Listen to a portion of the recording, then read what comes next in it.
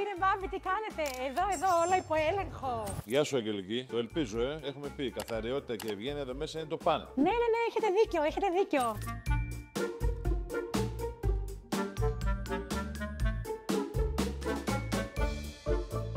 Πρέπει να τα ξεσχωνίσει όλα, να είναι όλα τέλεια. Τώρα τι ήθελε και ήρθε στο μαγαζί τέτοια ώρα, δεν τον περίμενα. Αφεντικό, όλα καλά? Εντάξει. Όλα καλά, έτσι. Τέλεια.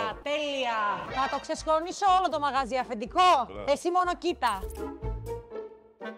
Εντάξει, αφεντικό, όλα καλά? Μια χαρά, μπράβο. Τέλεια.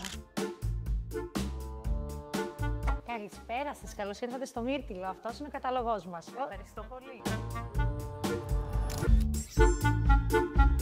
Πω ρε φίλε, ευτυχώς δεν θα έρθει και ο Μπάμπης σήμερα. Δεν έχουμε και κόσμο. Τέλεια. Θα δω τι νέο trend έχει βγει στο TikTok σήμερα. Άντε να προχωρήσω και λίγο αυτή τη σειρά που την έχω παγώσει. Πω ρε ζωάρα σήμερα.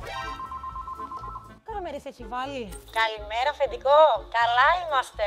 Να, εδώ σφουγγαρίζω. Για να υποδεχτούμε τους πελάτες μας. Ναι, βρε Μπάμπη, εννοείται έχω στρώσει και τα τραπέζια.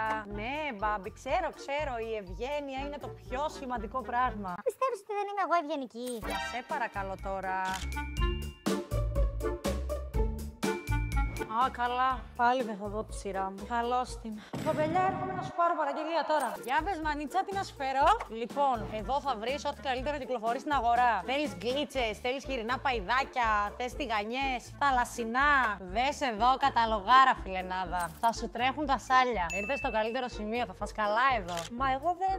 Τι δεν? Θα φας καλά. Ορεκτικά, 10 σελίδες κατάλογο. Κατάλαβα, 10 σελίδες κατάλογο έχουμε.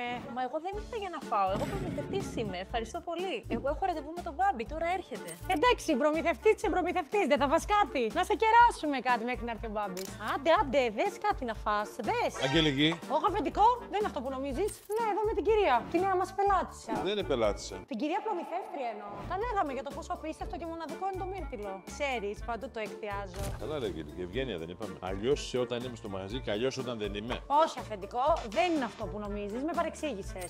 Τώρα μια και ήρθες, ανέλαβες την κυρία, να πάω να συνεχίσω εγώ τον μπουγάτσα μου.